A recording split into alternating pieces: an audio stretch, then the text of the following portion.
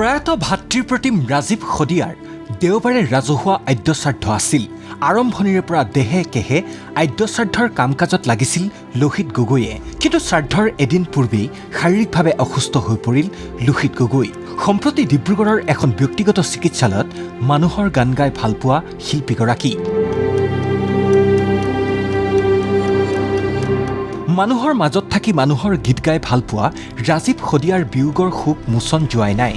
তেনে ক্ষণতেই ৰাজ্যৰ সাংস্কৃতিক জগতখনৰ বাবে আহিল আন এক উদ্বেগজনক খবৰ।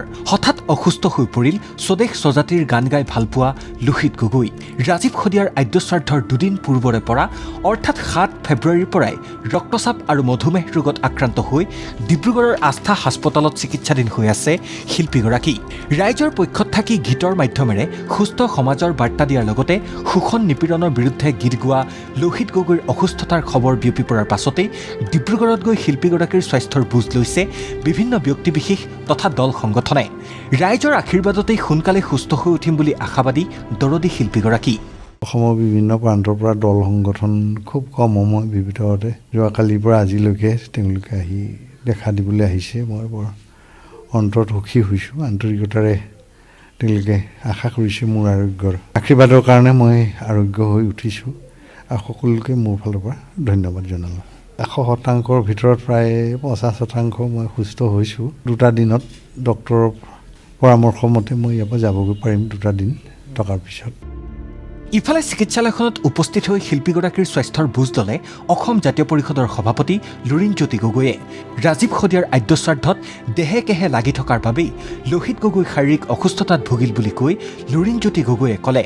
পুৱাৰ ভাগত তেওঁ যোৱাৰ প্ৰস্তুতিয়ে চলাইছিলে, কাৰণ বহু দিনৰ পৰা ৰাজীৱ খদিয়াৰ আদ্যশ্ৰাদ্ধৰ সমগ্ৰ কাম কাজ যিদিনাখন তেওঁ আমাৰ মাজৰ পৰা হেৰাই গ'ল সেই দিনটোৰ পৰাই সকলো প্ৰক্ৰিয়াত লাগি আছিল। কিন্তু যোৱাকালি হঠাতে বিভিন্ন ধৰণৰ সমস্যাই তেখেতক দেখা দিয়ে, বিশেষকৈ ৰক্তচাপজনিত এটা সমস্যাই দেখা দিয়ে, আনকি চুগাৰ বা মূৰ ঘূৰণি এনেকুৱা ধৰণৰ কথা বতৰাবোৰ সমস্যাই দেখা দিয়াৰ কাৰণে যোৱাকালি স্থানীয়ভাৱে তাতে মাৰ্ঘেৰিটা বা লিডুতে তেওঁ চিকিৎসা কৰে আৰু আজি আস্থা হস্পিটেলত আহি চিকিৎসাধীন হৈ আছে।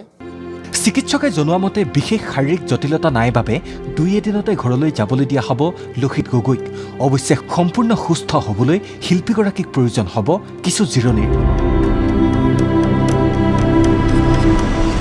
ডিব্ৰুগড়ৰ পৰা টমাছ বুঢ়াগোহাঁইৰ ৰিপৰ্ট, ND24।